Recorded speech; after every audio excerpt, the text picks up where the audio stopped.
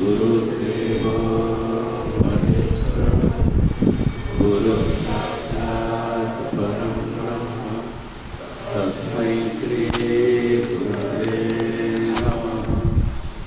ॐ सहना भवतु सहनौ भुनक्तु सह वीर्यं करवावहै तेजस्विनावधीतमस्तु मा विद्विषावहै। असतो मा सद्गमय तमसो मा ज्योतिर्गमय मृत्युर्मामृतं गमय। मातृदेवो भव पितृदेवो भव आचार्यदेवो भव अतिथिदेवो भव सर्वं देवो भव। चित्तस्य शुद्धये कर्म न तु वस्तुफलप्रदे वस्तुसिद्धिर्विचारेण न किञ्चित् कर्म कोटिभिः। नित्यो नित्यानां चेतनाचेतनाम् एको गुणः यो विदधाति कामं तमात्मस्थं येन पश्यन्ति धीराः तेषां शान्तिः शाश्वती नेतरेषाम्। मनसैवानुद्रष्टव्यं नेह नास्ति किञ्चन।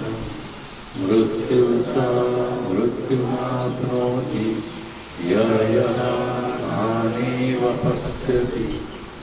विद्यते हृदयग्रन्थि छिद्यन्ते सर्वसंशयाः। क्षीयन्ते यस्य कर्माणि तस्मिन् दृष्टे परावरे। अपाणिपादो जवनोग्रहीता पश्यति चक्षुषश्रोणात्यकर्णः। सवेति वेद्यं न च तस्यास्ति वेदा तमाहुर्गर्यं पुरुषं महान्तम्। यस्य देवे पराभक्ति यथा देवे तथा गुरु तस्य ते अतिकार्यता प्रकाशं ते महात्मनो। ज्ञानामृतेन कृतस्य योगिनो नैवास्ति किञ्चित् कर्तव्यम्। अस्ति चेतनसा तत्त्वदि चक्षुषा न पश्यति येन चक्षुंसि पश्यति तदेव ब्रह्मत्वं विद्धि नेदं जडिदम् उपासते।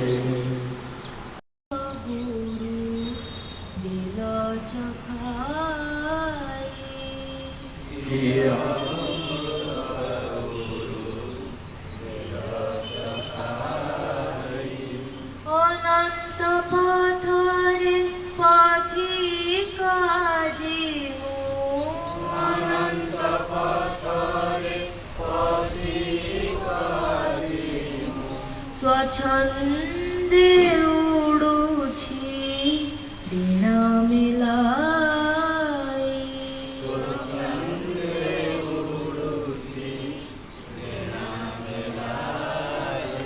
अमृत गुरु दिल चखाई।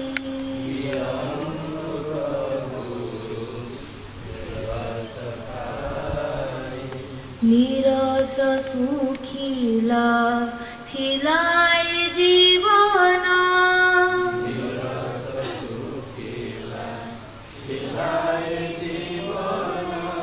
जीव थिला सीना नथिला स्पन्दन। जीव थिला सीना नथिला ସୁର ଥିଲା ସିନା ନଥିଲା ଝଙ୍କାର,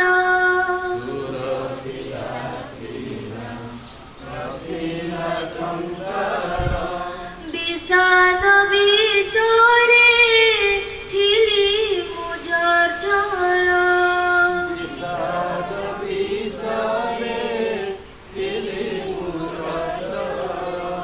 কিছু ছুঁইল কুহ প্রিয়তম,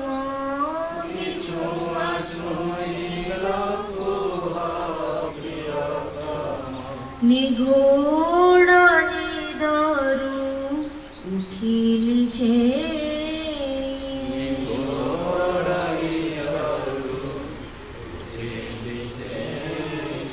কি অমৃত গুরু দিল চখাই,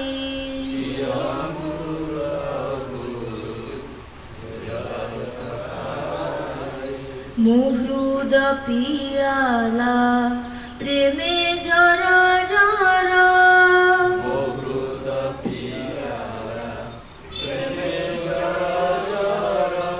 নাচি উঠাইব পাদর ঘুঙ্গুর,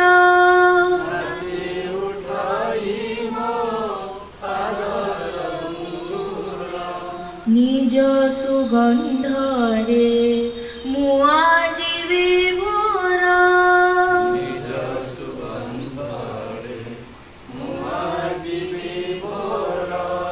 ଅନାହତ ନାଦେ କମ୍ପୁଛି ମୋ ପୁର,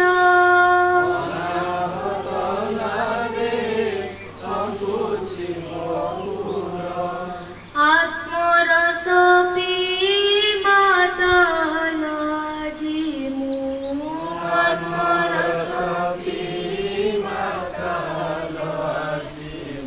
ମୋ ପାଇଁ ଦିବସ ରଜନୀ କାହିଁ,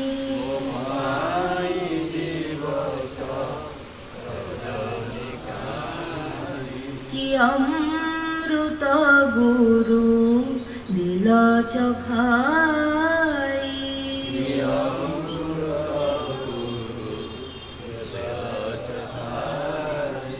মেঘ দেখি যেনে নাচাই ময়ূরী,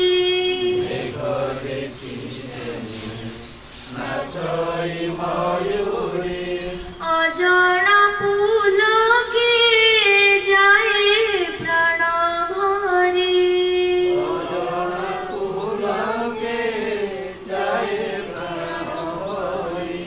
পুরি উঠে মন আনন্দ উল্লাসে,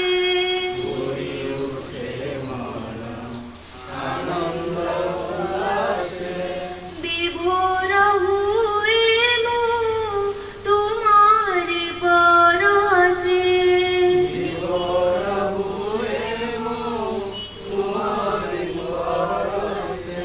কি সুরে আজি গাইবি গীত মু,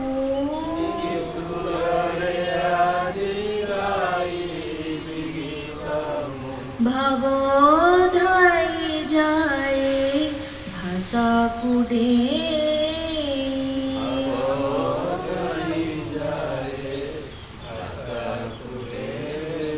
কি অমৃত গুরু দিল চখাই,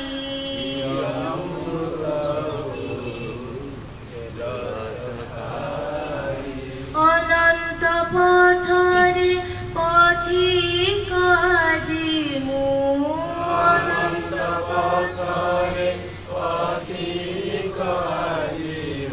স্বচ্ছন্দে উড়ুছি ডেଣା মেলাই,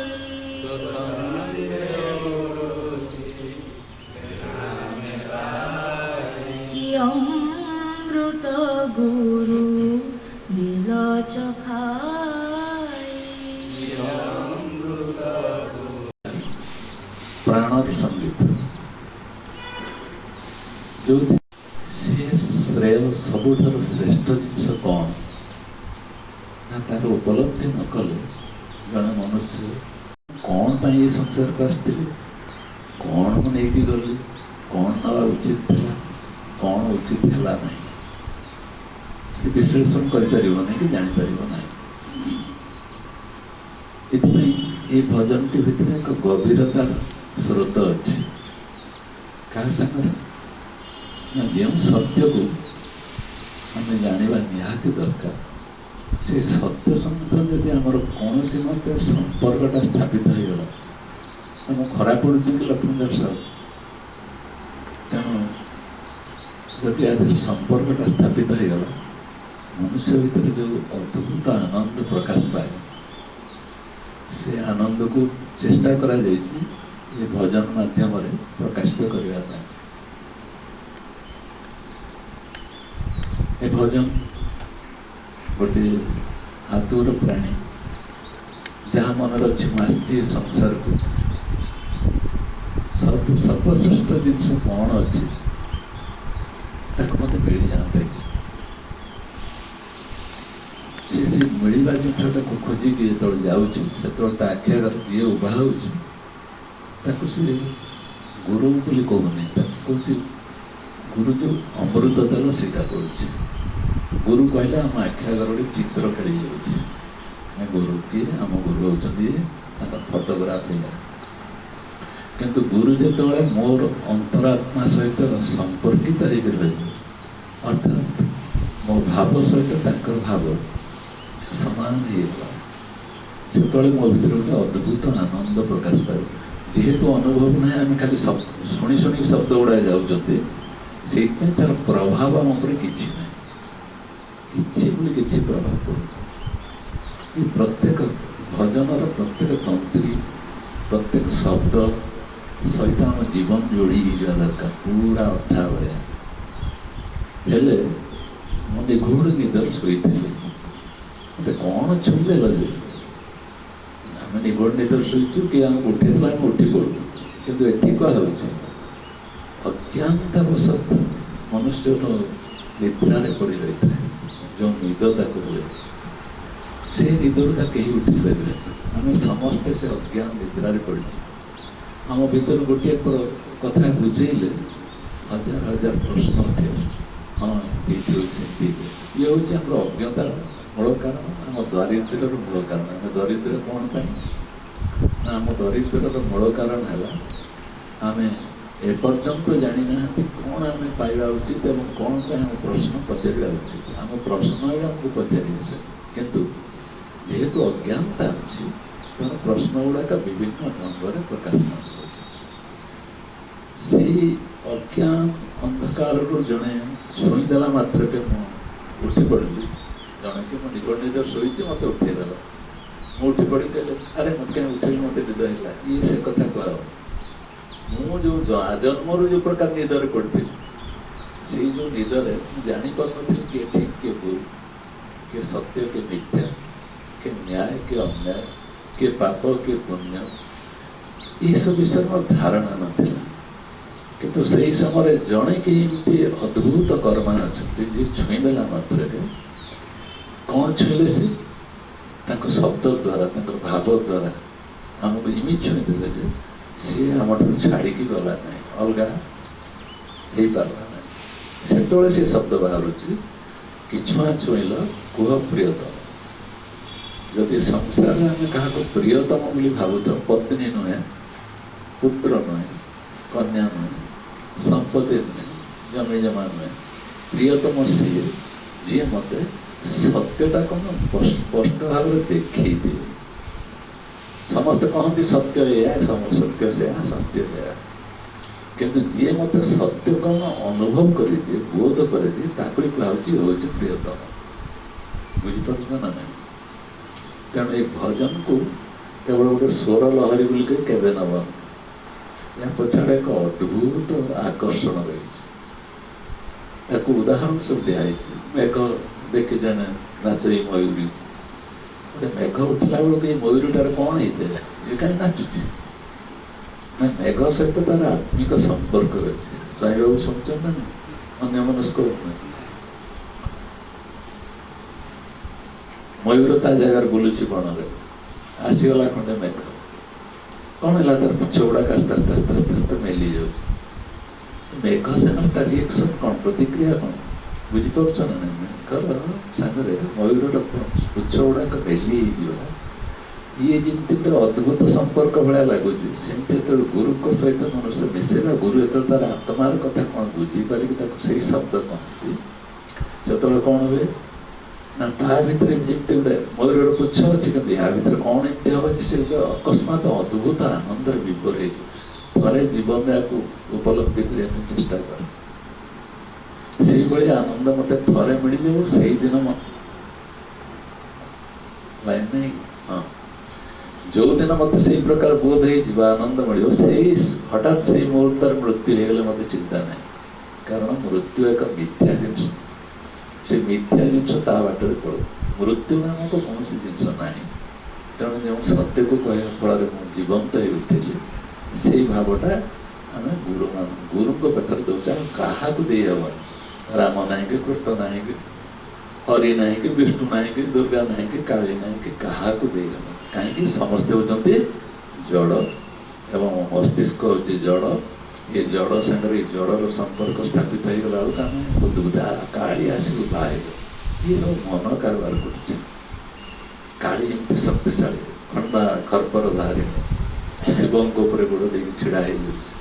ଏସବୁ କିଏ କରିଛି? ଆମ ମନରେ ହିଁ କଳ୍ପନା ସବୁ ହେଇଛି। ଆମେ ସେଇ ଅନୁସାରେ ମନ୍ଦିର ତିଆରି କରିବାର ଯେତିକି ଗୁରୁତ୍ୱପୂର୍ଣ୍ଣ ଭାବୁଛୁ, ଜୀବନ ତିଆରି କରି ଛୋଟ ଛୁଆଟିଏ ବସିଛି, ତାର ଜୀବନ ତିଆରି ହେବା ପାଇଁ ଯାଉଛି। ଏ ଜୀବନକୁ ସୁନ୍ଦର ସୁଲଳିତ ଭାବରେ ଗଢ଼ିବ କିଏ? ଗୋଟେ ଧ୍ୟାନ ନାହିଁ ଯେ ମନୁଷ୍ୟ ଏକ ସୁନ୍ଦର ସୃଷ୍ଟି, ପରମାତ୍ମାଙ୍କର ଏକ ଅଦ୍ଭୁତ ଆଶୀର୍ବାଦ। ସେ ଏ ଆଶୀର୍ବାଦ ଉପରେ ଆମେ କେମିତି ତା ସାଙ୍ଗରେ ଏକାତ୍ମ ହେବା, ଏକାକାର ହେବା, ଏ କଥାଟା ଆମର ଧ୍ୟାନ ନାହିଁ। ସେଥିପାଇଁ ବିଶେଷ କରିକି ମାଆ ମାନଙ୍କର ଗୁରୁତ୍ୱପୂର୍ଣ୍ଣ ଭୂମିକା ହେଉଛି ନିଜର ସନ୍ତାନକୁ ସଂସ୍କାରିତ କରିବା। ସୁନ୍ଦର ବିଚାର, ସୁନ୍ଦର ଭାବ ତା ମନରେ ଦେବା ଦରକାର। ଏଇଥିପାଇଁ ଏ ଭଜନଟି କ'ଣ କରାହେଇଛି, ଏଇଭଳି ଏକ ଭାବପୂର୍ଣ୍ଣ ଢଙ୍ଗରେ କୁହାଯାଇଛି। ସେତେବେଳେ ସେ କହୁଛନ୍ତି ଯେ ମୁଁ ଯେଉଁ ଭାଷାରେ କହୁଛି, ମୋର ଭାବଟା ଏତେ ପରିମାଣରେ ଆସୁଛି ଯେ ଯେମିତି ପାଣି ଗୁଡ଼ାକ ବୁଦବୁଦ ହେଇକି ଏକଦମ ଖୁବ୍ ଜୋରରେ ଆସେ, ସେମିତି ଭାବଟା ଏତେ ଜୋରରେ ଆସୁଛି ଯେ ଭାଷା ଦୁର୍ବଳ ହେଇଯାଉଛି। ମୁଁ ଭାଷାରେ କହିପାରିବିନି, ମୋ ଭିତରୁ ସେମିତି କୋହ ଆସୁଛି, କାନ୍ଦ ଆସୁଛି, ଆନନ୍ଦ ଆସୁଛି, ଅଶ୍ରୁ ଆସୁଛି ଯେ ଏତେ ସୁନ୍ଦର ଯାହାକୁ ମୁଁ ବରଣ କରିନେଇଛି ଗୁରୁ ଭାବରେ, ସେ ଏତେ ମହାନ, ଏତେ ସୁନ୍ଦର। ଗୁରୁ କହିବା କଥା ଏଠି ବୁଝିବ ନାହିଁ ଗୋଟେ ରୂପ। ଗୁରୁ କହିଲା ମାନେ ବୁଝିବ ଯେ ଭାବର ମୂର୍ତ୍ତି, ଯେ ସେ ଏତେ ସୁନ୍ଦର। ସେଇ କଥା ଭାବିଲା ବେଳକୁ ଜଣଙ୍କ ଭିତରେ ଯେଉଁ ଭାବ ଆସୁଛି, ସେଇଟାକୁ ସେ କହୁଛି ଏଇ ଅନାହତ ଧ୍ୱନି ତା ଭିତରୁ ବାହାରୁଛି। ଆଉ ସଂସାରର ସବୁ ଧ୍ୱନି ଗୁଡ଼ାକ ଆହତ ହେଉଛି, ଆଘାତ ପ୍ରାପ୍ତ ହେଉଛି, କିନ୍ତୁ ଏ ବିନା ଆଘାତରେ ପ୍ରକାଶ ପାଉଥିବା ଧ୍ୱନି, ସେ ଅନାହତ ଧ୍ୱନିଟା ଭିତରେ ସେ କମ୍ପନ ସୃଷ୍ଟି କରୁଛି। କ'ଣ ସୃଷ୍ଟି କରୁଛି ନା ଏଇ ଯେଉଁ ଶବ୍ଦ ଗୁଡ଼ାକ ସେ କହୁଛି, ଏ ଶବ୍ଦ ଗୁଡ଼ାକ ହେଉଛି ଜୀବନୀ ଶକ୍ତିଟା ବଢ଼ିଯାଇଛି। ମାନେ ଗୁରୁଙ୍କ ପାଖରେ ବସିଗଲେ ଆମ ଭିତରେ ଗୋଟେ ଜୀବନୀ ଶକ୍ତି ଅଛି, ସେଇଟା ଅନୁଭବ କରିବ। ଆଉ କେଉଁଠି ଥିଲେ ମୁଁ ମୃତବତ ରହିଲା ଭଳିଆ ରହେ, କିନ୍ତୁ ଏଇଠି ଗୋଟେ ଜୀବନୀ ଶକ୍ତି କୌଣସି ନା କୌଣସି ଉପରେ ଅଛି, ଯେଉଁଟାକି ପ୍ରତ୍ୟେକ ପ୍ରାଣକୁ ଛୁଇଁଲେ, ଯେକୌଣସି ବର୍ଗର ହଉ, ଯେକୌଣସି ଜାତିର ହଉ, ଯେକୌଣସି ବୟସର ହଉ, ତା ଭିତରେ ଏଇଟା ଗୋଟେ ଘର କରିକି ରହିବ। ଏଇଥିପାଇଁ ସର୍ବଶ୍ରେଷ୍ଠ ଗୁରୁକୁ ମହାନତା ଦିଆଯାଇଛି। କିନ୍ତୁ ଜାଣିଛ କି ସବୁଠାରୁ ଭୟାନକ ଶତ୍ରୁ? ସବୁଠାରୁ ଭୟାନକ ଶତ୍ରୁ ହେଉଛି ମନ। ଇଏ ଗୋଟେ ଦିଗ, କିନ୍ତୁ ଯେଉଁଦିନ ମନ ତମର ବଶୀଭୂତ କରିଦେବ, ମନ ହିଁ ବ୍ରହ୍ମ ବୋଲି ବିଚାର କରି ନେଇପାରିବ, ସେଦିନ ଅଲଗା କଥା, ପଛରେ ଆଲୋଚନା କରିବା। କିନ୍ତୁ ମନ ହିଁ ହେଉଛି ସବୁ ଦୁର୍ଗତିର କାରଣ। ମନ, କବିରଙ୍କ ଭାଷାରେ କି ଆଉ ଜଣେ କିଏ ସନ୍ଥ କହିଥିଲେ, ମନ କେବେ ବୁଢ଼ା ହୁଏ। ଏ ଶରୀରଟା ବୁଢ଼ା ହେଇଯିବ, କିନ୍ତୁ ମନ କେବେ ବୁଢ଼ା ହେବ।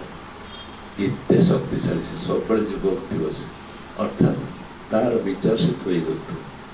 ଏ କଥା ମୁଁ କାହିଁକି ଆଜି କହୁଛି, ସ୍ୱାମୀଜୀ ଯେତେବେଳେ ଆମକୁ ଏବେ ଚଣା ଖାଇବା ପାଇଁ ଦେଉଛନ୍ତି, ସେ ଚଣା ଗୁଡ଼ାକ ଆମେ ଖାଇସାରିଲା ବେଳେ ସେ କହୁଛନ୍ତି ମନେ ମନେ ତମର ରାମକୁ ସ୍ମରଣ କର। ईशोहम कह शिवोहम कह जहा कौच कह किंतु मन को देख कुआडे जाउछि मनटा कुआडे जाउछि ताको देख ताने आमको वर्तमान सुधा भी स्वामीजी को दिगरे हमको ट्रेंड करोचंदी जे तमे मन ऊपर तमर ध्यान नहीं तमे समस्ते मन को पूरा गुलाम पाटी जाइछ बस सत्संग शुणुच ये समय मन को आस जाउछि अरे मो सार्टटा सुखै दीचु तो वर्षा पड़ अरे मो छुआटा को तो औषध देनी घरे ताला पकईली ना तमें इे बसथ ये खेल मन सब गुरु पाखे थे खेल गुरु पाखे बसी तुम सीधा मुआ मुई आम कि मझे खेल कर पलैला कि मन से खेलटा एमती कर पलैला जे गुरु को आम बिक्री करदे जो गुरु तुमको अद्भुत दान दे तुम भीतर दिव्यता को भरी दे तुमको अमृतर भरी दे दरकार पड़े आम बिकी दे पार माने मन एत शक्तिशाली ये गुरु को बिकदम बुझीपार ना जीशुंकर शिष्यटे जड़े देखला तार 12 जन शिष्य गुरु सागर थे समस्त दाढ़ी सामान समस्त मुहर रंग सामान तेणु जाणी भी हो जीशु किए प्रकृत जीशु किए जड़े जानापी चाहिए जीशु जी जानिले सीना विष देदेवी कि फाँसी झुले देवी चिन्हवा पड़े तेणु तार भर गोटे शिष्य था मुझे तुम जनईदेवी कि मत किसी मुद्रा दरकार 20टा टंका देदेले धर टंका हिसाब से बुझा मु जीशु को चिन्हदेवी पाखे पाखे वर्ष वर्ष धरिक रही गुरु पाखे वर्ष वर्ष कटे किंतु आज किसी पैसा अर्थ से कहूँ तुम चिन्हदेवी ये कहले चिन्ह दिव से गला जीशु को कलाकृत कला मुहर चुम्बन देला बारंबार बारंबार चुम्बन देला जीशु ता कान कहते सुंदर कथा मन रखा जे तुम जापर तू बेईमानी कर जानी तू मोर मृत्यु व्यवस्था कर जानी चिंता करने के दरकार तू कर किसी असुविधा सी कि कौन कला चुंबन पर चुंबन दे जानूची जीशु एक कथा कहते मुझे जानी तू एटा करू तू बेईमानी शिष्य कहना ते देखला मात्र को जाने तू सत्संगी नुहे जब जन सत्संग हृदय पात्रटा सुंदर ना से सत्संगी कस्मिन काल जार हृदय सरलता ना कोमलता ना ता भीतर ये सब प्रतिफलित हम बुझिपार ना ये जीशु पर दृष्टांत जीवन मन रखी किंतु गुरु जानी कर तू कौन कर जानी पूरा जानी तोर मनर अभिव्यक्तिटा कौन तू करने चाह पचारा गला जीशु को आप जानी कहीं कले ना कहीं तो मोर कर्तव्य कौन कर्तव्य ना जहाँ को मो पाखर रखिली मोर विश्वस्त शिष्य हिसाब से ग्रहण कले भाई हिसाब से ग्रहण कले ता मन भीतर नाना प्रकार जो विचार सब चलनी ये संपूर्ण भाव विषाक्त कर रखी सत्संग आम बसचु हृदय ठार भीतर से स्पंदन ना सत्संग जहाँ शुणुची मो अन्य आड़े मो मन जमी नजीव कितु आम कौन कर जावतीय चिंतन प्रकार करने कथा आम हृदय पात्रटा परिष्कार ना जेहेतु यहाँ परिष्कार ना तेणु से कौन कर प्रभाव विस्तार कर चिरकाल आम सेमती अंधार भीतर रही किंतु महापुरुष माने गुरु माने एक कथा को बुझी पारती जानी पारती किंतु गुरुर गुरुत्व जोटा अच्छे जो गुरुत्व अच्छे से हरैया देवे ना करुचु कर जानी कि तू कौन कर तेणु मन रखता जो आम गुरु वरण कर सबू आम हृदय को जानी कौन कौन आम भीतर सब अच्छी ठगी पारे कि सब गुड़ाक परिष्कार परिच्छन्न भाव धरा पड़ तुम कौ मन नहीं आस कौन कर कौन ना सबूर ହିସାବ ତାଙ୍କ ପାଖରେ ଅଛି।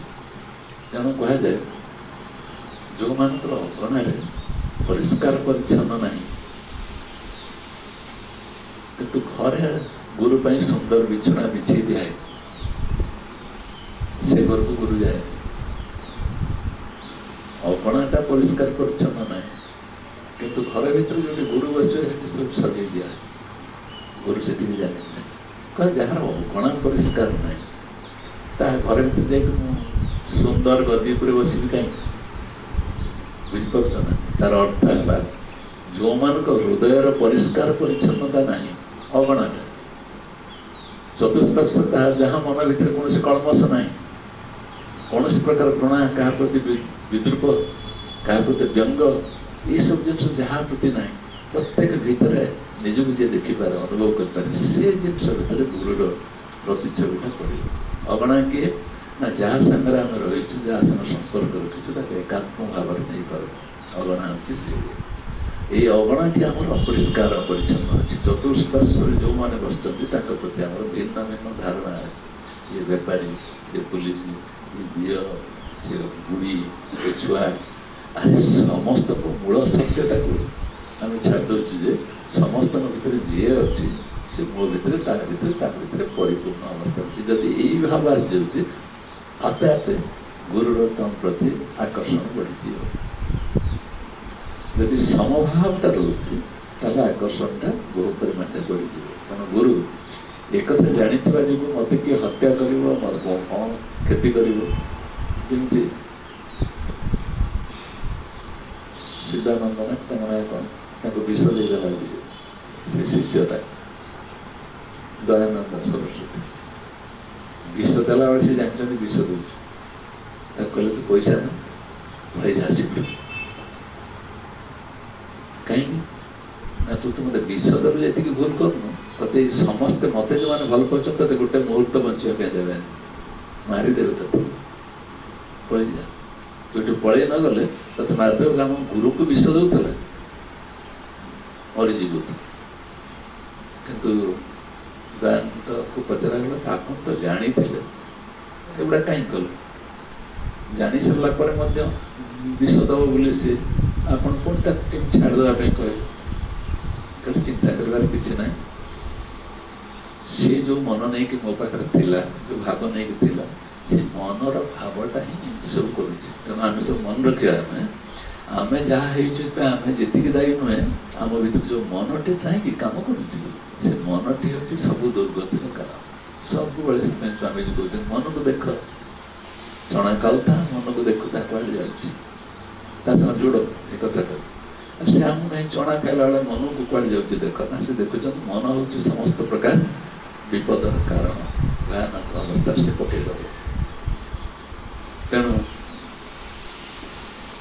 କ'ଣ କଲେ ଦୟାନନ୍ଦ? ତାଙ୍କର ଗୋଟେ ପ୍ରକାର କ୍ରିୟା ଦ୍ୱାରା ନିଜ ଭିତରେ ବିଷଟାକୁ ବାହାର କରିଦେଲେ। ସେଇ ଯେଉଁ ବିଷଟାକୁ ସେ ବାହାର କରିଦେବା ଫଳରେ ତାଙ୍କର ମୃତ୍ୟୁ ହେଲା। କିନ୍ତୁ ସେଦିନ ମୃତ୍ୟୁ ହେଇଥାନ୍ତା କାହା ପାଇଁ? କାହା ପାଇଁ? ମାନେ ସାରା ସଂସାର ପାଇଁ ଗୋଟେ ଅନ୍ଧାର ହେଇଥାନ୍ତା ନା। ଯେତିକି ଲୋକ ତାଙ୍କ ଅନୁଯାୟୀ ଅଛନ୍ତି, ଯାହା ଯାହା ଜ୍ଞାନ ଦେଇକି ଏତେ ସୁନ୍ଦର ସେ କରିଥିଲେ, କ'ଣ ହେଇଥାନ୍ତା ଅବସ୍ଥା? କିନ୍ତୁ ଗୁରୁମାନେ ଏତେ କରୁଣା, ଭଦ୍ର, ଏତେ ଦୟାଳୁ ଯେ ସେମାନଙ୍କ ଭିତରେ କାହା ପ୍ରତି ଭାବ ସବୁ ନଥାଏ। ଆମେ ସତ୍ସଙ୍ଗ କଲାବେଳେ ବହୁତ ଜିନିଷ ଜାଣିବା ଆମକୁ ଦରକାର ନାହିଁ। ଆମକୁ ଜାଣିବା ଦରକାର ଯେ ଆମ ଭିତରେ ଯେଉଁ ହୃଦୟଟି ଅଛି, ସେ ହୃଦୟ ସବୁ ସମୟରେ ପରିଷ୍କାର ପରିଚ୍ଛନ୍ନ ରହୁଛି। ଅପରିଷ୍କାର କେତେବେଳେ ହେବ ନା ଯେଉଁ ସମୟରେ ତମେ ସଚିନ୍ତନ ବା ମୂଳ ଉଦ୍ଦେଶ୍ୟଟା ଛାଡ଼ିକି ଅନ୍ୟ ଆଡ଼େ ବିଷୟରେ ଭାବିବ, ଚିନ୍ତନ କରିବ, ତମର ଆପେ ଆପେ ମନ ସେଇ ପ୍ରକାର ବିକଳ ଅବସ୍ଥାରେ ପ୍ରାପ୍ତ ହେବ। ତେଣୁ ମନ ଉପରେ ନାନାଦି ପ୍ରକାର ଚିତ୍ର ଆମର ଦିଆହେଇଛି। କେଉଁଠି? ପୁରାଣ ମାନଙ୍କରେ ବିଭିନ୍ନ ପ୍ରକାର ଚିତ୍ର ସବୁ ଦିଆହେଇଛି। ଗୋଟିଏ ଲୋକକୁ ଦେଖ, ସେ ଯେଉଁ ମନକୁ ଜାଣିପାରୁଥିବା ସ୍ଥିତିଟାକୁ ଯେଉଁମାନେ ଜାଣିପାରନ୍ତି, ଅନୁଭବ କରିପାରନ୍ତି, ସେମାନେ ଅଛନ୍ତି ଗୁରୁ। ଗୁରୁ ଏ ଦେହର ସ୍ଥିତି ତ କ'ଣ ହେଇଛି, ତ ହାତରେ କ'ଣ ହେଇଛି, ତ ଗୋଡ଼ରେ କ'ଣ ହେଇଛି, ଘା ହେଇଛି, ଏଇଟା କରିଲେ ଭଲ ହେଇଯିବ। ଇଏ ଭୂ ଲୋକର କାରବାର, ଏଟାକୁ ମଧ୍ୟ ଗୁରୁ ଜାଣିଛି। किंतु से मन उपरे काम करते मनस्तत्व साइकोलोजी को से बुझीपार आम कौ मानसिकतार बसुँच जार आपाद मस्तक जापारे से हूँ गुरु तुम कह गुरु तो ये ना ब्रह्मपुरी अच्छा आमर कौन हो सी केमी जान ये हूँ तुम अज्ञानता गुरु हूँ चैतन्य सत्ता से सबुठी सब अवस्था सब स्थित अच्छे तेणु सी जापर से चैतन्य सत्ता कौटी अच्छी ना से चैतन्य सत्ता मो भीतर अच्छी ना नहीं सी जापारे मुझे कौ स्थित अच्छी तुमर भीतर जो प्रकार दुर्बलता गुड़िक अन्य मनस्क हवा कि अन्य भाव रहा क्या अलग बाटे बुझा ता भर आम भर जो प्रभु बसी सी जापार तुम आउ किए कह न कह सी जापार ना मुझे कौ अवस्था अच्छी तेणु गुरु ताक कह आत्मा ही तोर निज गुरु तेणु सी तो पाखे अच्छी यदि भावीदेलु गुरु तो पाख ना तुम डरब कि मत धमकेब कि ये सब भूल कथा भूल बाटर मनीष जाऊँगी मन द्वारा प्रभावित है सुखदेव गोटे लेंगुटी पिंधि माँ पेटर गर्भर केते दिन रही जन्म है बेलू सी पूरा लंबा हो पदा को बाहर पड़े कहानी सब भागवतर कहानी से सुखदेव जिते ये स्थिति गले सेठी तुम देख जड़े ज्ञान परिपूर्ण लोकटी सी के कौ पिंटे पिंधे बुलूची से भली आहरी किए कि गुरु सब अच्छा जो मैंने नाना प्रकार आभूषण भूषित होती विभिन्न प्रकार आभूषण भूषित रजनीश को देख पिंधि थे बेकर बड़ बड़ हार सब पिंधि ये गुरु मैंने अच्छा जहाँ वेश पोशाक होती सब भिन्न रकम किंतु तुम कौन कह ना सुखदेव होती भल गुरु सी होती ये तो किए करुचे कामटा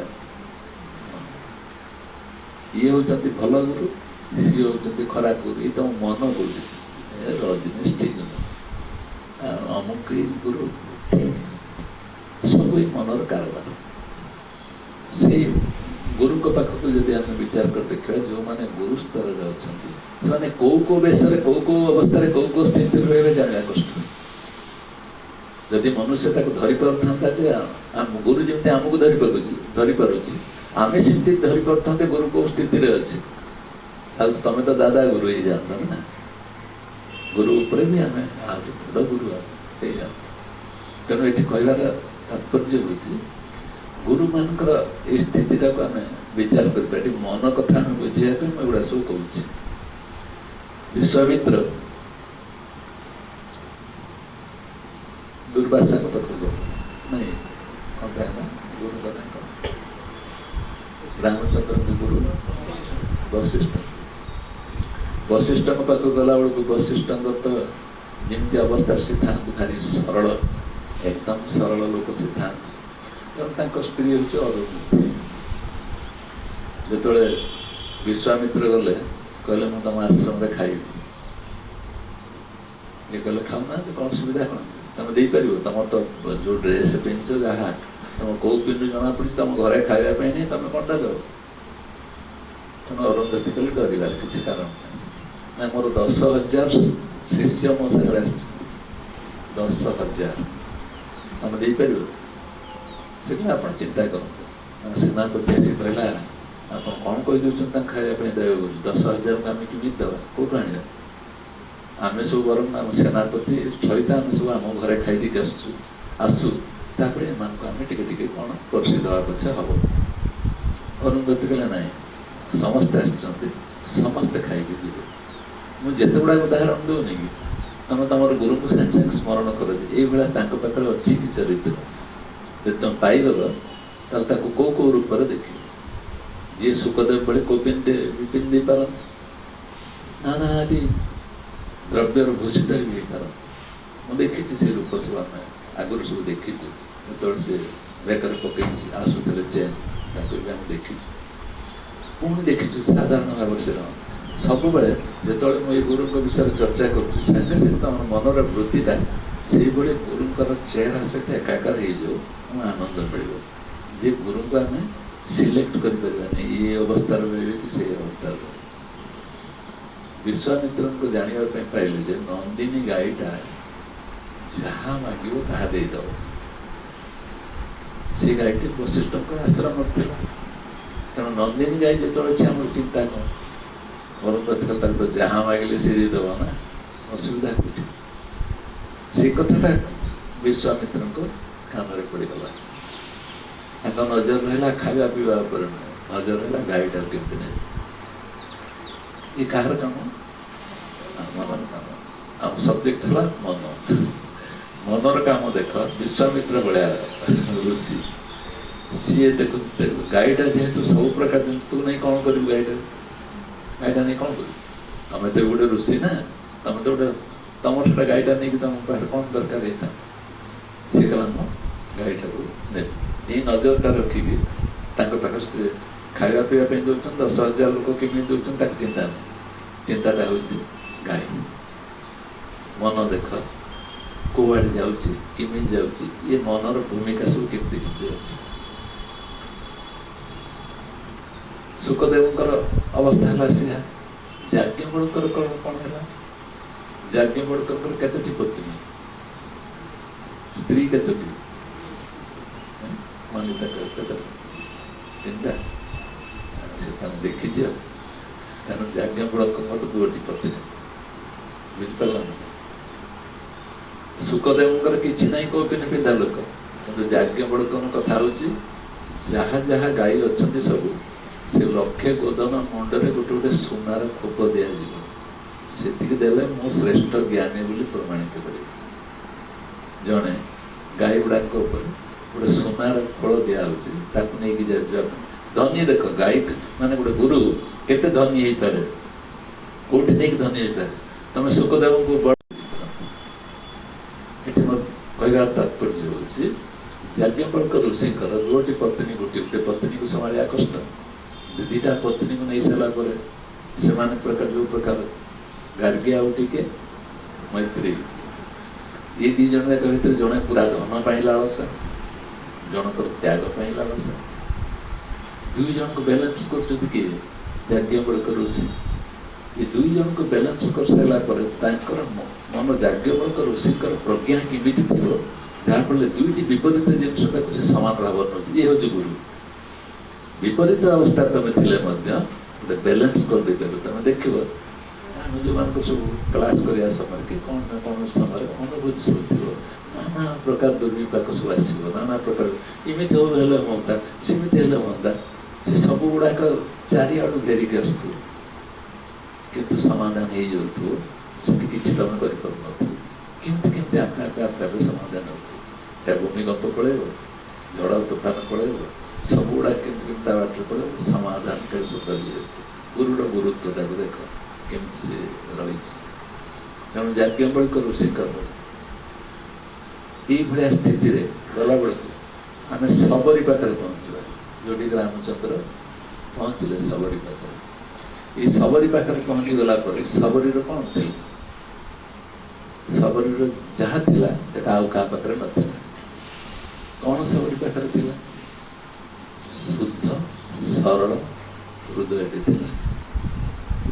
सबरी विशेषत्व कौन शुद्ध सरल हृदय ये शुद्ध सरल हृदय राम पाखे पहुँची गए सी खाई देला ईठा फल भी खाए पढ़ी ना ना पुराण मान ये कहबार कथा हूँ ये सबरीर मन को देख ईठा फल देला बेले कि भावुची ना ना राम से ईठा फल को ग्रहण कला बेले कि भावुंट ना ना गुरु स्थान ठीक अच्छे कि तुम भाव तुम अगणा परिष्कार अच्छे ना ना तुम हृदय सुंदर आसक्ति यदि बिछेचु देचु कि ना जना पड़ तो कारबार तो आचरण तो विचार रू जना पड़ कि प्रकार विचार नहीं तो चारि पाखे घुरुचु से विचार नहीं कि तो गुरु को बस हृदय बसई पार बसई पार ये समस्ते गुरुर निकटवर्ती हो पारे ना पुनस्त देख सुखदेव को पठागला आत्मज्ञान पाइबू ब्रह्म ज्ञान पाइबू क्या पाक जनक पाखे पठागला ब्रह्म ज्ञान पाया जनक कि प्रासाद जो प्रासाद अच्छे आम सीमेंट बाली गुड़ी तैयारी कर रूपार सब पत्र लगी सोनार फूल मणिमुक्ता सब फूल गुड़ा खंजा है प्रासाद टा केमती तो कल्पना कर निजे राणी पर राणी तक अच्छा सब प्रकार ऐश्वर्य भरपूर है से लोकटा पाखक पठाऊ सुखदेव भाया जो ज्ञानी व्यासदेव पुत्र जी पठाऊ तू जा पाखे ज्ञान आहरण कर से पाखे गुरु को देख से पाखे जनक हूँ गुरु जी कि एत अलंकार भूषण में भरपूर हो सारापर सब संपत्ति थिला बेले गुरु हो पाखे जन पाखे कौ पेन्टिंग अच्छे कौन गुरु को बुझे कौन बुझीपर ड्रेस देखी कथबार्ता देखी चालचलन देखी तेणु गुरु को बुझा बेले क्षमता आम मान ना गुरु पाखे ये जो प्रकार शक्ति व सामर्थ्य थाए ताको जदि विपर्यस्त अवस्था किए पकाऊ थाए ये जो शिष्य जी पाखे वश्यता स्वीकार करने सी भर विभिन्न प्रकार जिन क्रियाकर्म करते गुरुर जो निष्पाप सी किसी असुविधा नहीं आम मनर भावटा से परिस्थिति तैयारी करती गुरु पाखक आम जामें जो प्रकार मानसिकता दे सत्संग आस 1000 प्रकार भाव नहीं आस बाहर आसला बेलू ये नाना प्रकार भाव सब धरिक आनिक सत्संग बसतु से कौन कर गुरु तार समस्त चेष्टा प्रयोग फल कौन चाहिए कि समस्त मन को केमती गोटे सरल निष्पाप अवस्था कारण अति कम हो गोटे सरल अवस्था से रहू हृदयटा टे परिष्कार परिच्छन्न रो कि भाव ता जागृत हो एति अवस्था ता आसीगला जी पुण्य से अर्जन कर नब सी आउ कौन जगह मिल एतिक ऐश्वर्य से जो वर्ण कर आउटी मिल सब पुण्य तार ये मिल कारण से सत्संग बस गुरुर वाक्यटा से आलोचना करने जाऊँ विचार करने गुरुर महत्वटा से प्रकाश करने जाऊँ गुरुर गुरुत्वटा से जन देवाई जाऊँ ये अवस्था से जन अन्य मनस्क है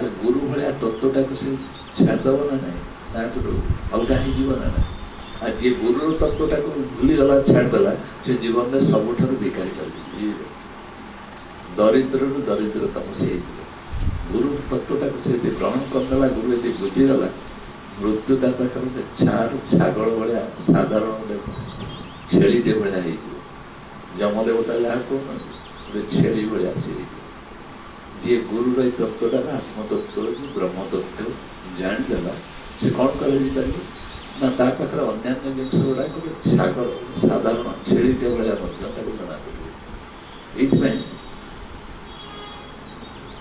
गुरु सहित जो आम संपर्क रखापी जाऊँ किंचित बहुत उदाहरण भारतीय साहित्य गुण पृथ्वी में भरी अच्छी गुरु मान सहित ये शिष्य मान संपर्क भितर अद्भुत भाव में ये सब जिन सब रही गोटे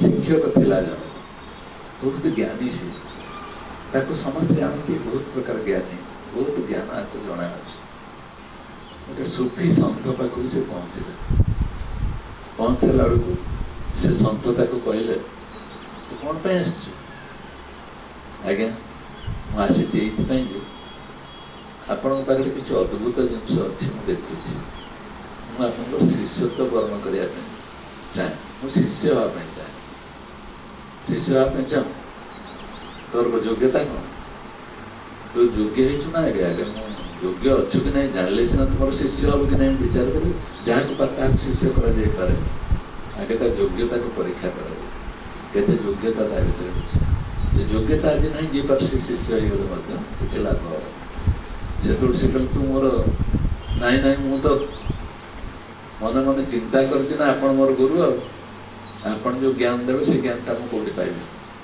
आपन हूँ मोर निश्चित भाव में गुरु मुझे जानिक से कहले अच्छा तू मुझे जहाँ कहि कर तो जदि तू ता कर मुझे शिष्य भाव में ग्रहण कर से कहला ग्रहण करी और मुझे आसी प्रतिज्ञा करना आप गुरु हिसाब से ग्रहण करी गोटे काम कर भरा सहर भितर बजार भितर मद बोतल नहीं चाल पोषा कर आम सहर आगे 2 जन जाक पीवा मद्यपान कर ये मास्टरिया लोक कहला ये कि गुरु ये मत कहला मद्यपान करने मिलमिशिकी आम बुला आज जुग होता कहते से गुरु आमको दरकार कहीं गाँ गहल जो मद सब चारिड़े भरपूर हो बासुची एम कहते ये गुरु आमको दरकार ना कौन भास्कर सब गाँव में आमको सेमती गुरु दरकार जी कि आमको ये प्रकार सुविधा था सेठू से कहला आप गुरु होगी कथा केमती कहले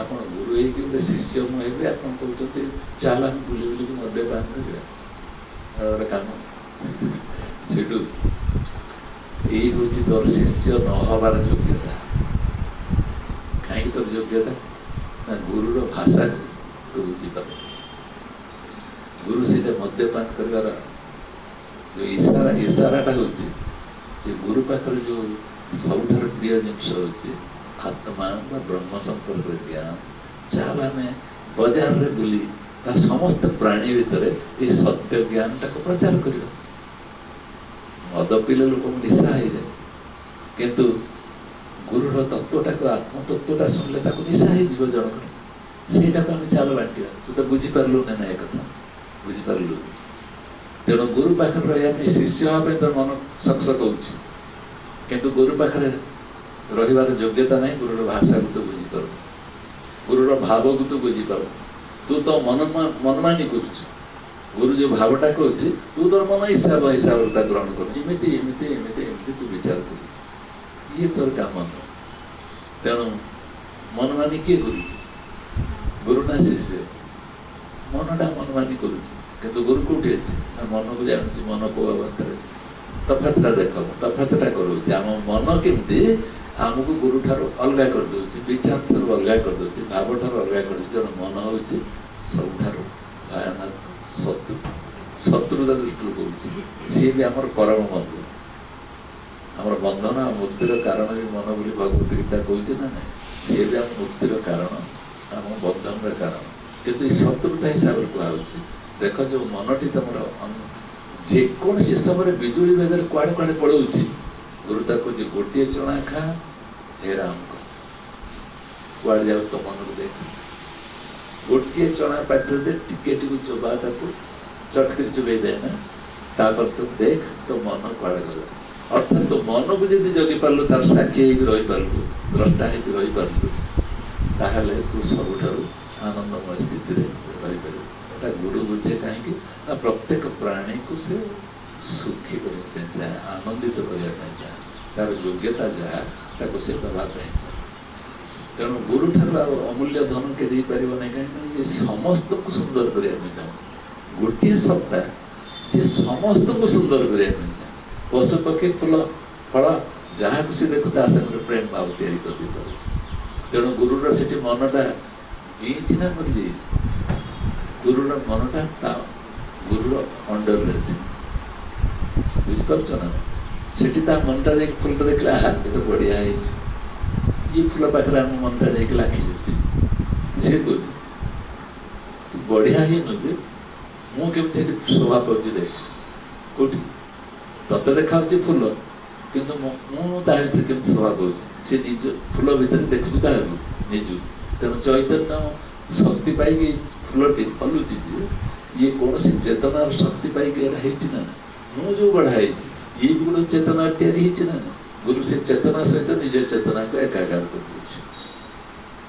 जो मैंने मन उपरକୁ ଯାଇପାରିଛନ୍ତି ସେମାନେ ଏଇଭଳିଆ ଦୁର୍ଲଭ ଜିନିଷ ଶକ୍ତିଟା ସାମର୍ଥ୍ୟଟା ହାସଲ କରିପାରୁଛନ୍ତି ସେମାନେ ଜାଣିଛନ୍ତି ଯେ ଇଏ ହେଉଛି ଚିରନ୍ତନ ତତ୍ତ୍ୱ ଅମୃତ ତତ୍ତ୍ୱ ଆମେ ଯେଉଁ ଜିନିଷଟା ଦେଖୁଛୁ ତାକୁ ଭିନ୍ନ ଆଖି ଆଗରେ ଦେଖୁଛୁ ଏଇଟା କାନ୍ଥ କାନ୍ଥ या भीतर से चैतन्यर परिप्रकाश घटुଛି तेणु गुरु को वर्ण करने गला बेले तुम जो मन जो दुर्विपाक तैयारी कर गुरु आमको वर्तमान सूचना दौरान मन को जग जिते वर्ष बचिलाणी धरा पृष्ठ मनमानी कर मन इच्छा कारबार कर तुम दुर्गति भरपूर होगी तुम कौच बाहर बहुत सुंदर एकदम असुंदर तुम से स्त्री लोकटे बस कबाट दी कलिकता गुरु जाता घर से कबाट दी कौच जे ये कबाट कहीं बंद कर गुरु पचारे କହିଲେ ଆପଣ ଚାହିଁପାରିବେନି ସବୁ ମୁର୍ଦାର ଗୁଡ଼ାକ ପୋଡ଼ା ହେଉଛନ୍ତି ସେ ଝରକା ଖୋଲିଲେ ସବୁ ମୁର୍ଦାର ଗୁଡ଼ାକ ଦେଖାଯାଉଛି। ଗୁରୁ ପଚାରୁଛନ୍ତି ତୁ କାହା କଥା କହୁଛୁ? ଗୋଟେ ମୁର୍ଦାର କ'ଣ ଗୋଟେ ମୁର୍ଦାରକୁ ଦେଖିଲା ବେଳକୁ ଡରିବ? ତୁ କିଏ କି? ତୁ ଯେ ଗୋଟେ ଲୋକ ଘର ଭିତରେ ନା ତୁ ତା ଗୋଟେ ମୁର୍ଦାର ନୁହେଁ କି? ତୁ ବି ଗୋଟେ ମୁର୍ଦାର। ମୁର୍ଦାରକୁ ମୁର୍ଦାର କ'ଣ ଡରିବ? ଡରିବାର କିଛି କାରଣ ନାହିଁ। ତେଣୁ ମୁର୍ଦାରକୁ ଡରିବା ଅପେକ୍ଷା ଡରିବୁ କାହାକୁ ନା ଯେଉଁମାନେ ଜୀବନ୍ତ ଅବସ୍ଥାରେ ନାହାନ୍ତି ସେମାନଙ୍କୁ ଡର, କାରଣ ସେମାନେ ତତେ କ'ଣ করে ଗୋଟେ ମୁହୂର୍ତ୍ତରେ କ'ଣ ନାହିଁ କ'ଣ କରିଦେଇପାରିବେ। ତେଣୁ ଗୋଟେ ମୁର୍ଦାରକୁ ଦେଖି ତ ଡରିବାର କିଛି କାରଣ ନାହିଁ। ତୁ ବି ଗୋଟେ ମୁର୍ଦାର, କାରଣ ତୋର ଭିତରେ ଜ୍ଞାନ ପ୍ରକାଶ ପାଉନି। ଏକଦମ ଅଜ୍ଞାନ ତୁ, ଯେଉଁ ଜ୍ଞାନ ତୁ ହାସଲ କରୁଛୁ ସେ ଜ୍ଞାନ ତୋର କିଛି କାମ ଦେବ ନାହିଁ। ସେ ଜ୍ଞାନରେ ତୁ କିଛି କରିପାରିବୁ ନାହିଁ। ଜ୍ଞାନ ସେ ଯିଏ ତୋ ଭିତରେ ଜ୍ୟୋତି ତିଆରି କରିବ, ଆଲୋକ ତିଆରି କରିଦେବ, ଯେଉଁ ଆଲୋକ ଭିତରେ ତୁ ସମଗ୍ର ବିଶ୍ୱକୁ ଦେଖିପାରିବୁ, ଅନୁଭବ କରିପାରିବୁ। ତାର ଜ୍ୟୋତିଟାକୁ ମଧ୍ୟ ତୋ ଜ୍ୟୋତି ଭିତରେ ଏକାକାର କରିଦେଇପାରିବୁ। ଦୀପ ଯେମିତି ଆଉ ଗୋଟେ ଦୀପ ସାଙ୍ଗରେ ମିଶିଲେ ହୁଏ ସେଇଭଳି ଅବସ୍ଥା ଦେଇପାରିବୁ। ତେଣୁ ତୁ ଡର ନାହିଁ ମୁର୍ଦାରକୁ, ଶବକୁ ଦେଖି ଡର ନାହିଁ। କାହାକୁ ଡର ନା ତୋ ପାଖରେ ଯେଉଁ ଚତୁଷ୍ପାର୍ଶ୍ୱ ଯେଉଁ ଲୋକମାନେ ଅଛନ୍ତି ନାହାନ୍ତି, ଯେଉଁମାନେ ଅଛନ୍ତି ସେମାନେ ତୋତେ ପ୍ରତ୍ୟେକ ସମୟରେ ମୁର୍ଦାର ତିଆରି କରିକି ଚାଲିଛନ୍ତି। ଯେଉଁମାନେ ଅଛନ୍ତି ତ ଚାରି ପାଖରେ ସେମାନେ ତୋତେ ମୁର୍ଦାର ତିଆରି କରିଛନ୍ତି। ବୁଝିପାରୁଛ ନା ତା ଅର୍ଥ? ତା ଅର୍ଥ ହେଲା ଏଇ ସଂସାର ଯିଏକି ଅନିତ୍ୟ ଜିନିଷ, ଯେଉଁ ମନ ମୁର୍ଦାର କରିଦିଏ ଆମକୁ, ସେଇ ମନ ସହିତ ଚତୁଷ୍ପାର୍ଶ୍ୱ ଲୋକ ଅଛନ୍ତି ନା ନାହିଁ। ଯାହା କଥାବାର୍ତ୍ତା କରୁଛୁ, ଯାହା ଚାଲିଚଳନ କରୁଛୁ, ଯାହା ବ୍ୟବହାର ଆଚାର କରୁଛୁ ସେ ମନ ଦ୍ୱାରା ଆମେ କରୁଛୁ ନା ନାହିଁ। ତେଣୁ ଇଏ ସମସ୍ତଙ୍କୁ ମୁର୍ଦାର କରିଦେଉଛି ନା ନାହିଁ। ସତ୍ୟ ଆଡ଼ିକି କିଏ ନେଉଛି? ମନ ନେଉଛି। ତେଣୁ ମୁର୍ଦାର କରିବାର ସେ ଲାଗିଛି, ଆମେ ତା ଆସନରେ ମଧ୍ୟ ଲାଗିଛୁ। ବହୁତ ସୁନ୍ଦର ସଂସାର, କେଡ଼େ ସୁନ୍ଦର, କେଡ଼େ ମଧୁର ଲାଗୁଛି, କେତେ ପ୍ରିୟ ଲାଗୁଛି ସଂସାର। ତେଣୁ ଗୁରୁ କ'ଣ କରୁଛି ନା ପ୍ରତ୍ୟେକ ମୁହୂର୍ତ୍ତରେ ଆମକୁ ଜଗିଛି। ଯେଉଁଠି ତୋର ମନ ଆକ୍ରମଣ କରିକି ଯେ ଗୁରୁଠାରୁ ଅଲଗା କରିଦେବା ପାଇଁ ଚାହୁଁଛି, ତୁ ସତ୍ସଙ୍ଗରେ ବସୁଛୁ, ତୋର ଗୁରୁଠାରୁ ଯିଏ ଭିତରେ ଅଛି ସବୁ ଦେଖୁଛି, ଜାଣୁଛି, ତାଠାରୁ ଅଲଗା ହେଇପାରୁଛୁ। ଏଡ଼େ ଭୟାନକ ଭାବରେ ମନ ତତେ ବିପର୍ଯ୍ୟସ୍ତ କରିଦେଇପାରେ। ଧର କଥାଟାକୁ, ତୁ ଏଠି ବସିଛୁ ସତ୍ସଙ୍ଗରେ, କିନ୍ତୁ ତୋର ମନକୁ ଇଆଡ଼େ ସିଆଡ଼େ ନେଇଛୁ। ଇଏ ଗୁରୁ ସାଙ୍ଗରେ ବେଇମାନି କରୁଛି ନା ନାହିଁ? ଗୁରୁ ପ୍ରତି ବିରୋଧ ଭାବ ତିଆରି କରୁଛି ନା ନାହିଁ? ଗୁରୁ ପ୍ରତି ଅପମାନ ତିଆରି କରୁଛି ନା ନାହିଁ? ଯଦି ତୋର ସତ୍ସଙ୍ଗରେ ବସିଲା ବେଳକୁ ସତ୍ ଆଡ଼ିକି ତ ନଜର ନାହିଁ, ସତ୍ କିଏ? ସିଏ ଆଉ ମୁଁ, ତଫାତ କିଛି ନାହିଁ, ଆମେ ଏକ ଅଛୁ, ଏଇ ଭାବଟା ଆଡ଼ିକି ସତ୍ସଙ୍ଗ ନେଉଛି। ଜୀବ ବ୍ରହ୍ମୈବ ନା ପର, ଜୀବ ଆଉ ବ୍ରହ୍ମ ଭିତରେ ଭେଦଭାବ କିଛି ନାହିଁ। ତୁ ସେଇଠି କ'ଣ କହୁଛୁ ନା ଏ ଫୁଲ ଦେଖୁଛୁ ନା, ମୁଁ ଏଇଟା ଏଠୁ ଆଣିଥିଲି, ସେଠୁ ଆଣିଥିଲି, ୟା ପରେ ଚର୍ଚ୍ଚା କରୁଛୁ ମୋର ସଂସାରର କଥା, ଅନିତ୍ୟର କଥା ଗୁଡ଼ାକ ବେଶୀ ବେଶୀ କେଉଁଠୁ ଆଣିଲ, ଏଇଟା କେଉଁଠି ମିଳିଲା, ଏହାରି ଉପରେ ଦିନ ଦିନ ବର୍ଷ ବର୍ଷ ଆଲୋଚନା ହେଇକି ଚାଲିଯାଉଛି। ହେଉଛି ନା? ତେଣୁ ମନ କେମିତି କ'ଣ କରେ ଭାବରେ ଆମକୁ ପ୍ରଭାବ ବିସ୍ତାର କରେ। ତେଣୁ କୁଆଡ଼େ ଯାଉଛି ମନକୁ ଦେଇ ଗୋଟିଏ ଚଣା ଖା, ତା ସାଙ୍ଗେ ଗୁଡ଼ ଟିକେ ଖା, ପଛେ ମିଠା ହେଇଯିବ ପାଟି, ଚୋବେଇ ଚୋବେଇ ଖା।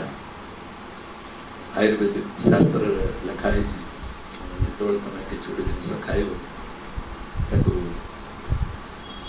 33 ଥର ଚୋବେଇବ। ଯୋଉଟା ସ୍ୱାମୀଜୀ କହିଲା ବେଳକୁ ଆମେ ଶୁଣୁନୁ, ତାକୁ ଚୋବେଇ ଚୋବେଇ ଚୋବେଇ ଚୋବେଇ ଏମିତି କରିଦେବ ଯେ ଆଉ ସେ ଖାଦ୍ୟ ପ୍ରତି ତମର ଆସକ୍ତି ରହିବ ନାହିଁ। ତମକୁ ଏଇଟା ଦେଇ ସାରିଲା ପରେ ତତେ ଗାଉ ଗାଉ ଗାଉ ଗାଉ ଯୋଉ ଖାଇଦେବୁ ନା, ଏ ଗାଉ ଗାଉ ଖାଇଲା ବେଳେ ସେ ଆସକ୍ତିଟା ବଢ଼େଇ ବଢ଼େଇ ଆଉ ଥରେ କେମିତି ଖାଇବ।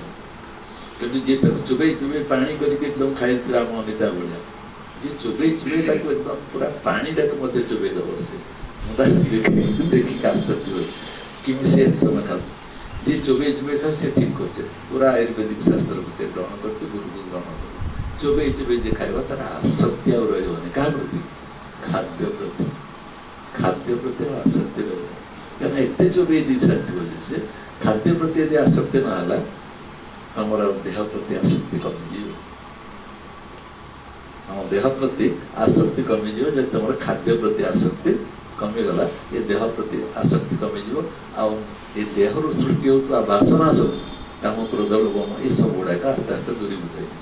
ଯେଉଁ ଜିନିଷଟା ହେଉଛି ତାକୁ ବାରମ୍ବାର ଚୋବେଇ ଚୋବେଇ ଚୋବେଇ ଚୋବେଇ ଚୋବେଇ ତାକୁ ତନ୍ନ ତନ୍ନ କରିକି ଆମେ ତାକୁ ନଷ୍ଟ କରିଦେବା ତା ଚରିତ୍ରକୁ, ତାହେଲେ ସେ ଆମର ଉପକାରରେ ଲାଗିବ। ବୁଝିପାରୁଛ ନା?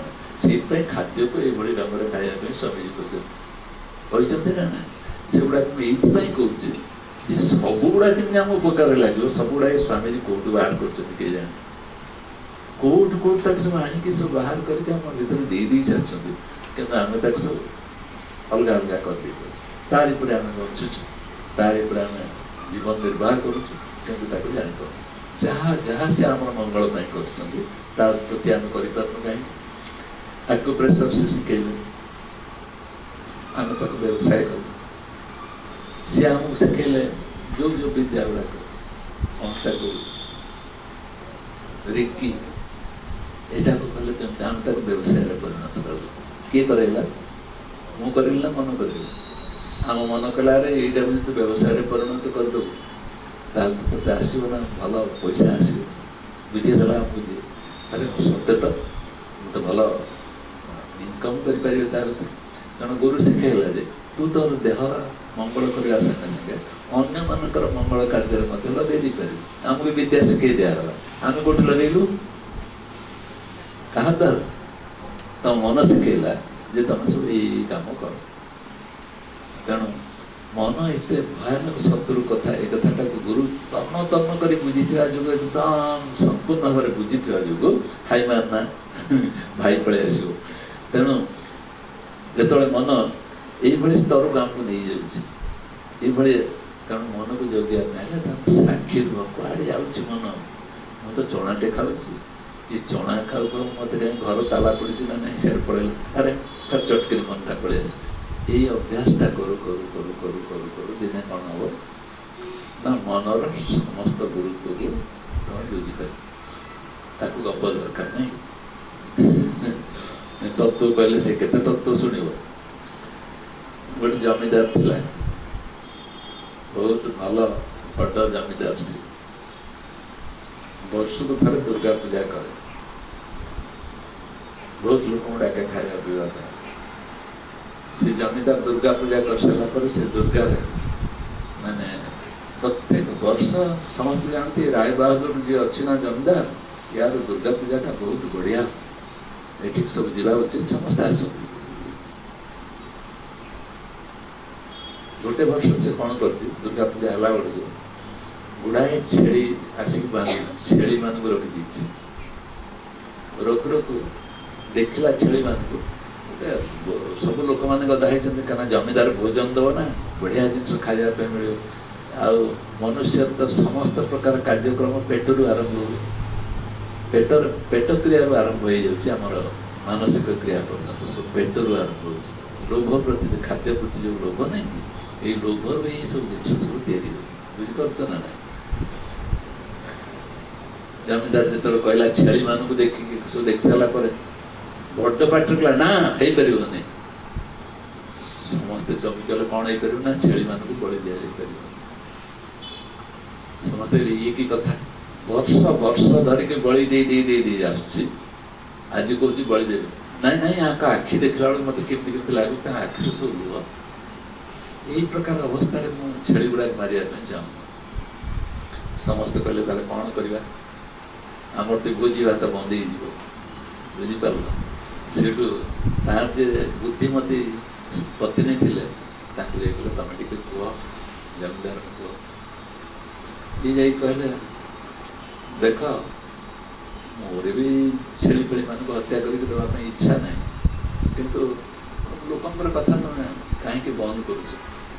କ'ଣ ପାଇଁ ବନ୍ଦ କରିଦେବ? ଯଦି ଲୋକ ଖାଇବା ପାଇଁ ଆସୁଥିଲେ ବନ୍ଦ କରିଦେବାଟା ଗୋଟେ ଠିକ୍ ହେବ। ଆମେ ଯଦି ଧାରାରେ ପଡ଼ିଯାଉନି, ମନ ଆମକୁ କହିଛି ଅମୁକ ଡେଟ୍ରେ ଅମୁକ ଦିନ ଦେବାକୁ ତମ ଘରେ ସତ୍ସଙ୍ଗ ହେବ, ସେଇ ଡେଟ୍ରେ ତମର ଗୃହ ପ୍ରବେଶ ହେବ, ସେଇ ଦିନରେ ତମକୁ ଯିବା ପାଇଁ ପଡ଼ିବ। କିନ୍ତୁ କାଲି ଘୁଞ୍ଚେଇ ଦେଲେ ହେବ ନାଇଁ, ଆଜିର ଦିନରେ ଏଇଟା ହେବ। ଯେତେ କହିଲେ ମଧ୍ୟ ହେବନି। ଆମର ଯେଉଁ ଦିନ ଯାହା ଅଛି, ଆମେ ମନ ଆମକୁ ଡିସାଇଡ୍ କରିଦେଇଛି ନା ଅମୁକ ଦିନ ଆମେ କରିବା, ସେ ଦିନଟା ଧୀରେ ଘୁଞ୍ଚେଇ ଦେଇପାରିବା। ଜୀବନରେ ଦେଖ ଏଇ ପ୍ରୟୋଗ ହେଉଛି ନା, ଆମେ ସବୁ ସେ ପ୍ରୟୋଗ କରିବା ଧୁରନ୍ଧର। ଆମେ ସବୁ ଜମିଦାରଙ୍କ ସ୍ତ୍ରୀ ଯେତେବେଳେ କହିଲେ, ଇଏ ତାକୁ ପଚାରିଲେ ଯେ ତମେ ବି ଏ କଥା କହିପାରୁଛ, ମାନେ ବଳି ଦେବା କଥାଟାକୁ ତମେ ବି କହିପାରୁଛ?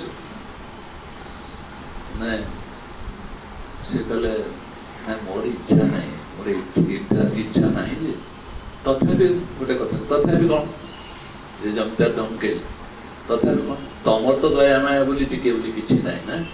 କାହାକୁ କହିଲା? ତା ସ୍ତ୍ରୀକୁ। ତୋ ଭିତରେ ଟିକେ ଦୟା ମାୟା ବୋଲି କିଛି ନାହିଁ।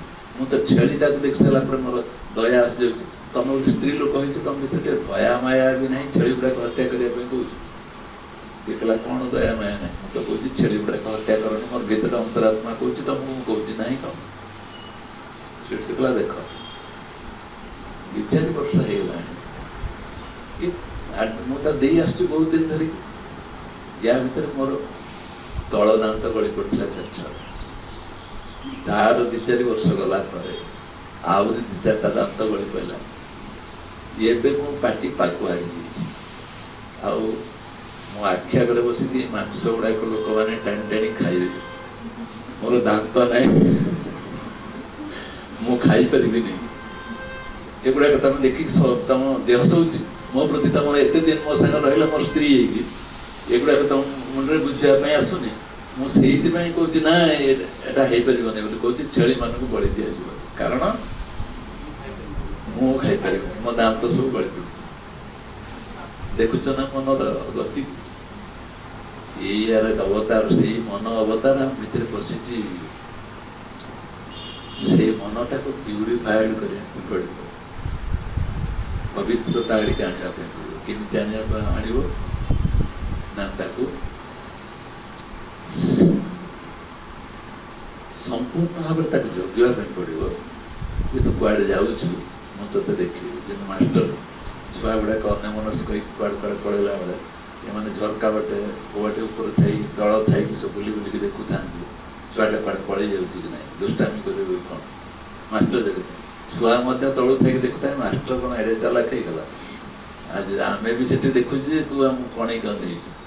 ତେଣୁ ଖାଲି ମେଟ୍ରିକ ପରୀକ୍ଷାଟା ଟିକେ ସରିଯାଉ, ତାପରେ ଦେଖିବା ଆମ ଦାଙ୍ଗଡ଼ା ନାଚ।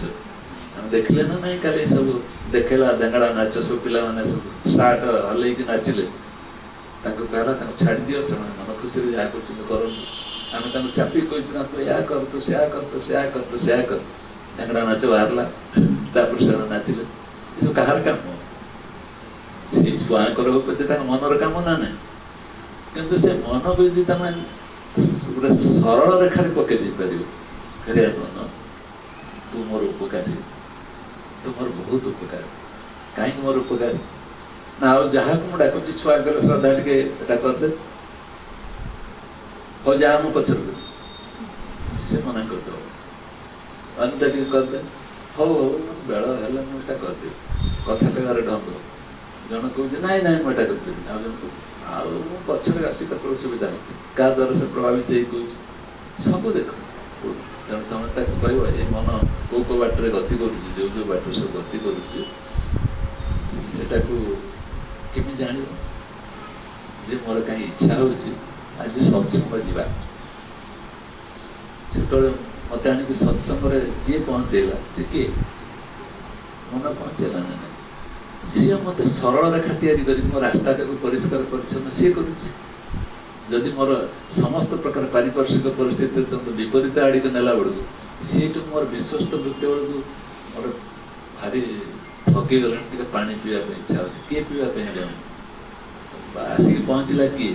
କିଏ ମତେ ଇନଫର୍ମେସନ ଦେଲା ଶୋଷ ହଉଛି ବୋଲି? ମନ ନା ନାହିଁ? ତେଣୁ ମନ ଆମର ସବୁଠାରୁ ବିଶ୍ୱସ୍ତ ଜିନିଷ। ସେଇ ମନଟାକୁ ଯଦି ଆମେ ନେଇକି ଲଗେଇଦବା କୋଉଠି ନା ତାର ମୂଳ ଗୁରୁ ପାଖରେ, ଆତ୍ମା ପାଖରେ, ଯେଉଁ ମନ ଆସିଛି ଆମ ଭିତରେ ପ୍ରକାଶ କରୁଛି, ସେ ଚାହୁଁଛି କ'ଣ? ଦିନେ ମୁଁ ସେଇ ସ୍ଥିତିକୁ ପହଞ୍ଚିଯାଏ ଯୋଉଠିକି ମୁଁ ଆଉ ମୋ କ୍ରିୟା କରିପାରିବି, ମୁଁ ଶବ ହେଇଯିବି, ଶିବ ମୋ ଉପରେ ରହୁ।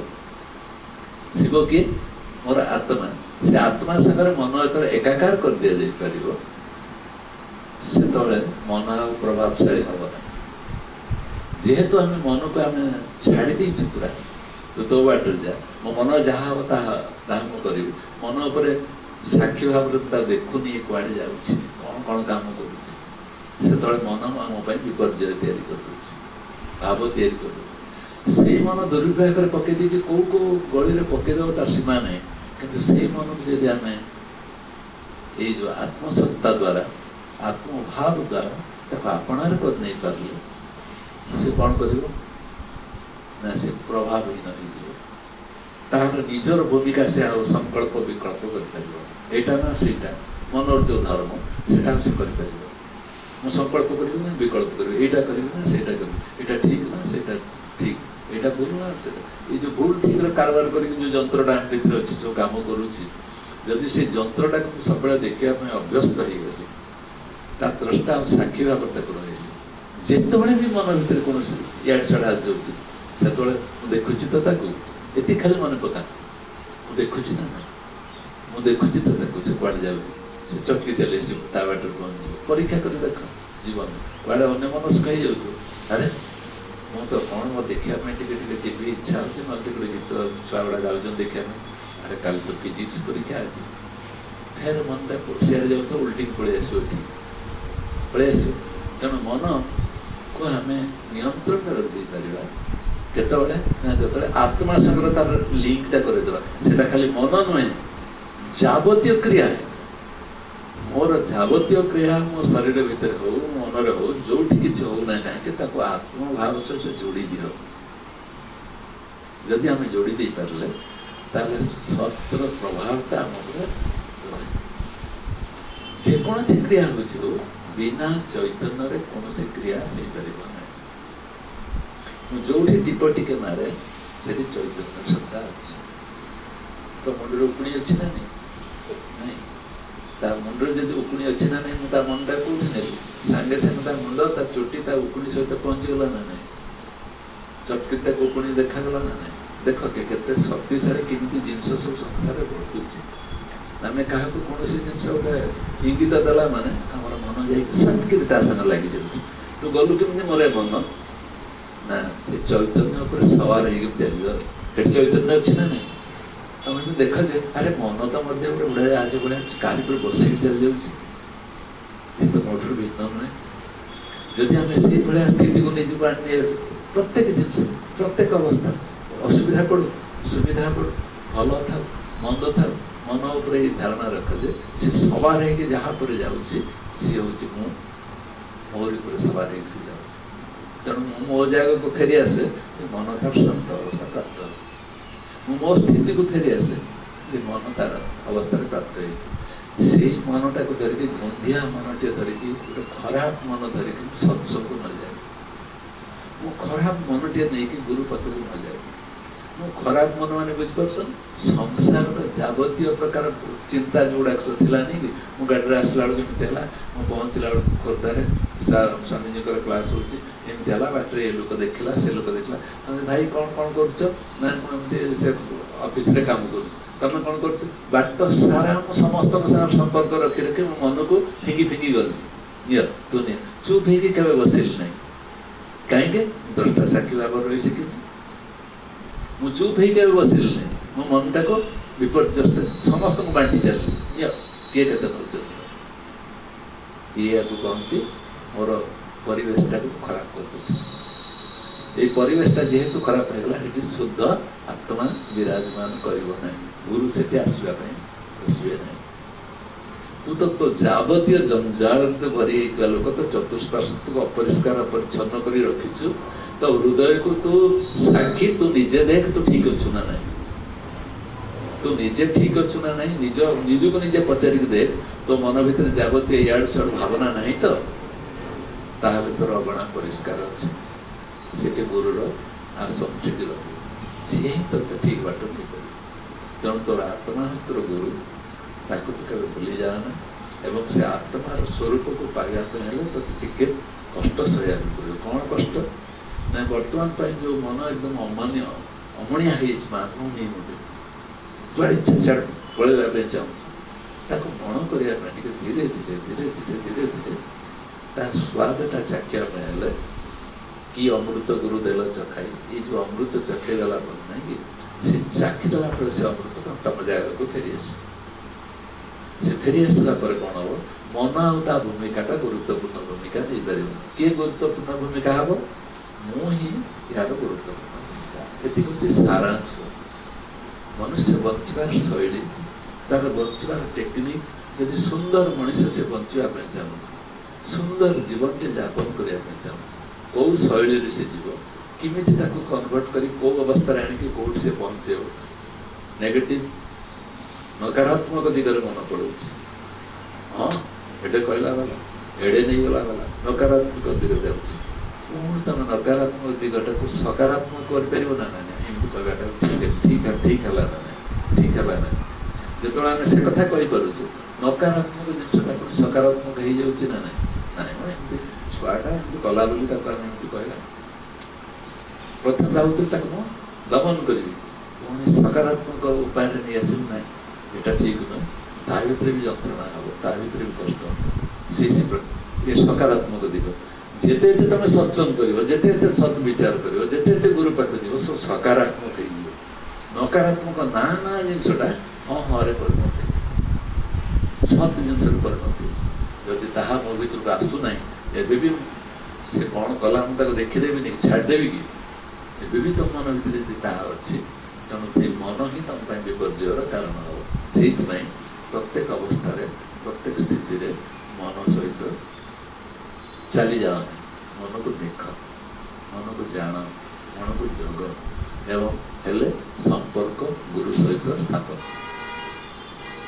जी तार मन प्रति यही प्रकार ट्रिटमेंट कर जानी से गुरु सहित कस्मिन काल संपर्क रखिपर ना जी गुरु सहित संपर्क रखिपारे से चिरकाल मुर्दार मुर्दार भर चेतनार उदय कस्मिन काल हम मुर्दा मला लोक से आम जी जब मदा लोक हो बचापी चाहिए बचीपर मला लोक कभी बचला कौटी जीवंत लोक बचे तेणु आमको जीवंत हाँपाई पड़ो जी सत्संग कर जीवंत जीवंत लोकटा ही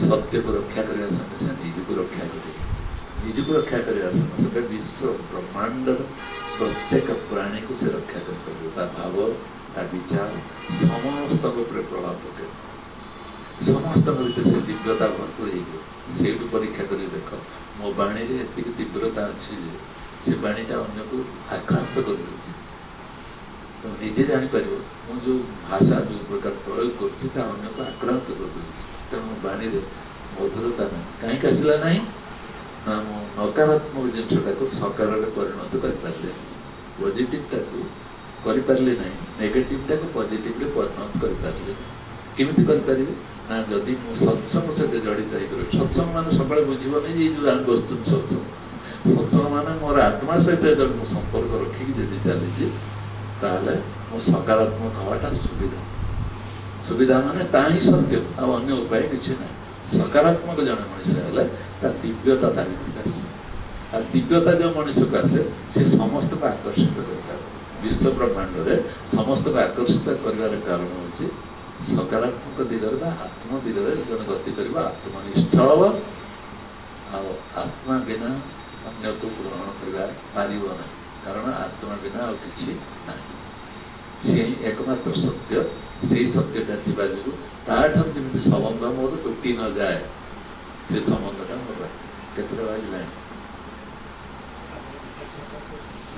तेणु मोटामोटी भाव में आमर आज आलोचना प्रसंग कौन थिला एवं कहीं आमको स्वामी चना कहते राम राम कहते बुझीपारे कि आइडिया कौन एवं जी आमको नहीं से पहुँचाऊँ से मनर स्थितिटा कौन ताको आम केमी जाना जी संभव ताको आलोचना करी से जिनटा द्वारा आम आम स्थिति रे पहुँची जा प्रकृति में किए से आम पहुँची जापर ता ही मत रक्षा कर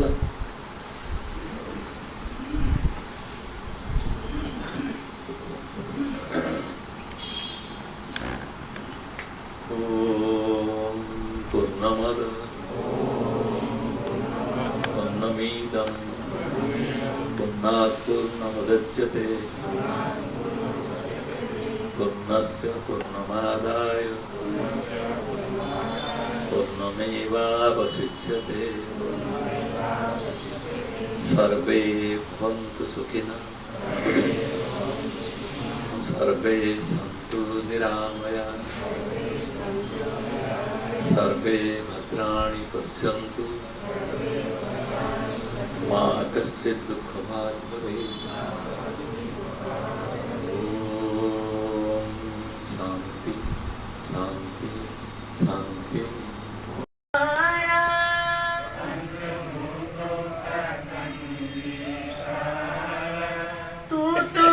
द्रष्टा है देखन हारा।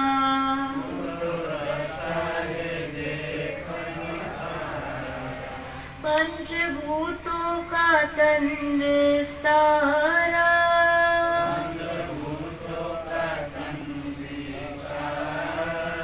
तू तो ज्ञाता है जानन हारा।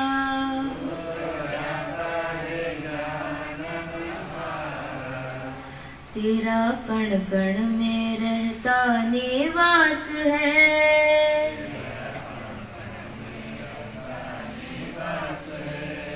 तू तो साक्षी स्वयं प्रकाश है।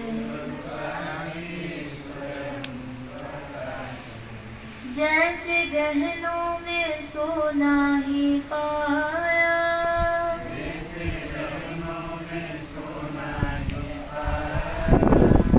ऐसे घट घट में